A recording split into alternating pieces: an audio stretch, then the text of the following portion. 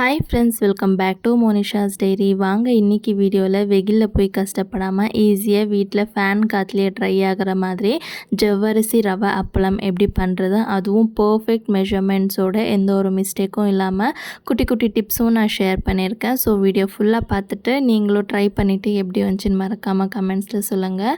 So ஒரு வாட்டி கஷ்டப்பட்டு செஞ்சு வச்சிட்டிங்கன்னா அட்லீஸ்ட் நீங்கள் ஒரு 6 மந்த் வரைக்குமே நீங்கள் ஸ்டோர் பண்ணி யூஸ் பண்ணிக்கலாம். சாப்பிட்றதுக்கு அவ்வளோ டேஸ்டியாக இருக்கும். ஸோ கண்டிப்பாக ட்ரை பண்ணி பாருங்கள், ஒரு வாட்டியும் ட்ரை பண்ணது இல்லைன்னா. ஃபஸ்ட் டைம் நம்ம அரிசி அப்பளம் எப்படி பண்ணுறதுன்னு சொல்லி வீடியோ போட்டிருக்கோம். அதோட லிங்க் நான் கீழே டிஸ்கிரிப்ஷனில் கொடுக்குறேன். இன்ட்ரெஸ்ட் இருந்தால் செக் பண்ணி பாருங்கள். அதுவுமே சூப்பராக இருக்கும், செய்கிறதுமே ரொம்ப ஈஸி. இப்போ நான் இங்கே 200 கிராம் அளவுக்கு ஜவ்வரிசி, 200 கிராம் அளவுக்கு பாம்பே ரவைன்னு சொல்லுவோம் இல்லையா, அது எடுத்திருக்கேன். நீங்கள் ஏதாவது ஒரு பவுலில் மெஷர் பண்ணி எடுத்துக்கோங்க. அப்போ தான் நமக்கு தண்ணி ஆட் பண்ணுறதுக்கு கரெக்டாக இருக்கும். அதனால் நான் இங்கே ஒரு கப் எடுத்துருக்கிறது. நீங்கள் அரை கப்பு ஜவ்வரிசி, அரை கப் ரவை கூட எடுத்துக்கலாம். இல்லை ரவைக்கு பதில் நீங்கள் அரிசி மாவு கூட ஆட் பண்ணிக்கலாம். உங்களுக்கு எந்த காம்பினேஷனில் பிடிக்குமோ அந்த மாதிரி நீங்கள் சேஞ்ச் பண்ணிக்கலாம். ரவை அரிசி மாவு இல்லை ஜவ்வரிசி அரிசி மாவு, இந்த மாதிரி உங்களுக்கு பிடிச்ச மாதிரி நம்ம மிக்ஸ் பண்ணியும் செஞ்சுக்கலாம்.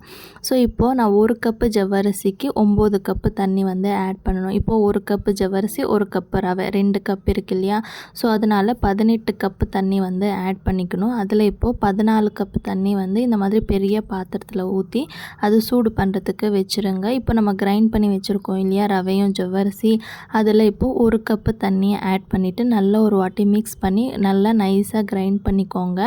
கிரைண்ட் பண்ணும்போது கொஞ்சம் கொஞ்சமாக ஆட் பண்ணிக்கோங்க. இப்போது 14 கப்பு தண்ணி நம்ம சூடு பண்ணுறதுக்கு வச்சுருக்கோம்.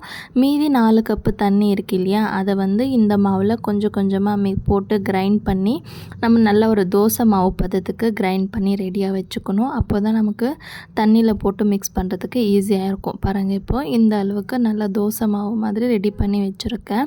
இப்போது சைட்லேயே நம்ம அதுக்கு போடுற ஸ்பைசஸும் ரெடி பண்ணிக்கலாம். நான் எள்ளு எடுத்திருக்கேன். ஒரு 100 கிராம் அளவுக்கு எள்ளு, ஒரு 25 கிராம் வரைக்குமே ஜீரகம், அதுக்கப்புறமா சில்லி ஃப்ளேக்ஸ், ஒன்றில் காஞ்ச மிளகாவை மிக்சியில் போட்டு நல்லா கிரைண்ட் பண்ணி வச்சுருக்கேன். அண்ட் வேணும்னா நீங்கள் கருவேப்பிலை இல்லைன்னா கொத்தமல்லி ஆட் பண்ணிக்கலாம். நான் இங்கே கொத்தமல்லி சின்ன சின்னதாக கட் பண்ணி ஆட் பண்ணியிருக்கேன்.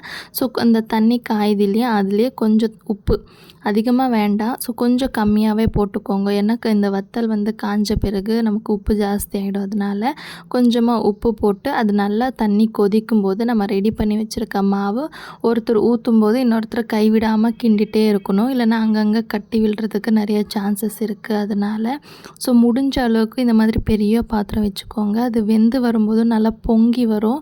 ஸோ அப்போ கீழே ஊற்றாமல் இருக்கிறதுக்கு இந்த மாதிரி கைவிடாமல் மிக்ஸ் பண்ணிகிட்டே இருக்கணும்.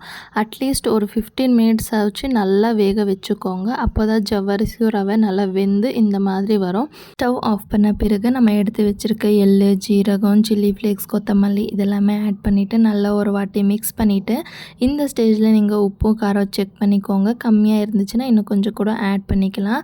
அண்ட் இது ரொம்பவே இம்பார்ட்டண்ட். ஏதாவது ஒரு காட்டன் துணி எடுத்துகிட்டு கண்டிப்பாக டபுள் ஃபோல்டிங்கில் போட்டுக்கோங்க. சிங்கிளில் போட்டிங்கன்னா உங்களுக்கு அப்போல்லாம் காஞ்ச பிறகு எடுக்கிறதுக்கு ரொம்பவே கஷ்டமாக இருக்கும். அதனால் கண்டிப்பாக டபுள் ஃபோல்டிங்கில் போட்டுட்டு நம்ம ரெடி பண்ணி வச்சுருக்க கஞ்சி லைட்டாக சூடாக இருக்கும்போது நீங்கள் இந்த மாதிரி சின்ன கரண்டி எடுத்துகிட்டு ஒரு கரண்டி ஊற்றிட்டு லைட்டாக அதை ஸ்ப்ரெட் பண்ணி விட்டுக்கோங்க. ரொம்ப ஸ்ப்ரெட் பண்ண வேண்டாம். ரொம்ப மெலிசாகிடுச்சுன்னா அவ்வளோவா சாப்பிட்றதுக்கும் நல்லா இருக்காது அண்ட் ரிமூவ் பண்ணுறதுக்கு ரொம்ப கஷ்டமாக இருக்கும். அதனால் உங்களுக்கு ஊற்றும்போது இந்த மாதிரி ப்ராப்பராக ஷேப் வரலனாலும் நீங்கள் இந்த நம்ம ரெகுலராக யூஸ் பண்ணுறோம் இல்லையா பேங்கிள், அதை வச்சு கூட நீங்கள் குட்டி குட்டியாக ரவுண்டாக ஊற்றிக்கலாம். ஸோ அது காயிற வரைக்கும் பேங்கிள் அப்படியே விடணும் இல்லை, ஒன்றும் இல்லை. ஊற்றிட்டு ஒரு 5 செகண்ட் போதும். இப்படியே எடுக்கிறேன் பாருங்கள். நான் ஃபஸ்ட்டு வச்சு ஊற்றிட்டு இன்னொன்று ஊற்றி அப்படியே ரிமூவ் பண்ணி ஊற்றுறேன். ரொம்ப ஈஸியாக இருந்துச்சு அண்டு ஷேப்புமே நமக்கு நீட்டாக ரவுண்ட் ஷேப்பில் கிடைக்கும். ஒரு 5-6 வழியில் எடுத்துக்கிட்டிங்கனாலே போதும். லைனாக அரேஞ்ச் பண்ணிவிட்டு ஒரு லைன் ஊற்றிட்டு மறுபடியும் ஃபஸ்ட்லேருந்து அதை ரிமூவ் பண்ணி இன்னொரு செட்டை வச்சு நீங்கள் ஊற்றும்போது ரொம்ப ஈஸியாக இருக்கும். இங்கே 2 மெத்தடும் ட்ரை பண்ணி பாருங்கள். உங்களுக்கு எது ஈஸியாக இருக்கும், சீக்கிரமாக முடியும்னு தோணுதோ அதே மெத்தட் நீங்கள் ஃபாலோ பண்ணிக்கோங்க. ஸோ ஃபுல்லாக ஊற்றிட்டு ஓவர் நைட்டே வந்து ஃபேன் காற்றுலேயே விட்டுட்டிங்கன்னா நல்லா இந்த அளவுக்கு ட்ரை ஆகிடும். நான் ஃபஸ்ட்டு ஊற்றுனது துணி வந்து டபுள் ஃபோல்டிங்கில் போட்டு ஊற்றுனேன். அதை ரிமூவ் பண்ணுறதுக்கு ரொம்பவே ஈஸியாக இருந்துச்சு. நெக்ஸ்ட் இது ஊற்றுனது வந்து சிங்கிள் கிளாத்தில் ஊற்றுனதுனால ரிமூவ் பண்ணுறதுக்கு ரொம்ப கஷ்டமாக இருந்துச்சு. ஸோ இப்போ அந்த துணியோட பேக் சைடில் நல்லா எல்லா சைடும் ஈரம் ஆகிற மாதிரி தண்ணியை நல்லா தெளித்து விட்டுக்கோங்க. ஒரு 2 நிமிஷத்துக்கு அப்படியே விட்டுட்டிங்கன்னா அந்த அப்பளம் வந்து ஃபுல்லாக ஈரம் ஆகி அதை ரிமூவ் பண்ணுறதுக்கு ரொம்ப ஈஸியாக இருக்கும். ஸோ சைடில் இருக்கிற துணியை லைட்டாக இந்த மாதிரி பிடிச்சி இழுத்துனிங்கன்னா அந்த அப்பளம் வந்து நமக்கு ஈஸியாக ரிமூவ் ஆகிடும். அதுக்கப்புறமா நம்ம ஒரு 1 டே ஃபுல்லாகவும் இல்லை ஒரு 2-3 மணி நேரம் நல்லா வெயில் அடிக்குதுன்னா நீங்கள் வெயிலில் கூட வச்சு எடுத்துக்கலாம். அப்படி இல்லைன்னா 1 டே ஃபுல்லாக நீங்கள் வீட்டுக்குள்ளேயே நல்லா ஃபேன் காற்றுலேயே வச்சிட்டிங்கன்னா இன்னும் நல்லா அந்த லைட்டாக ஈரமாக இருக்கும் இல்லை ரிமூவ் பண்ணும்போது அதெல்லாம் நீட்டாக ட்ரை ஆகி நம்ம அப்பளம் வந்து ரெடி ஆகிடும்.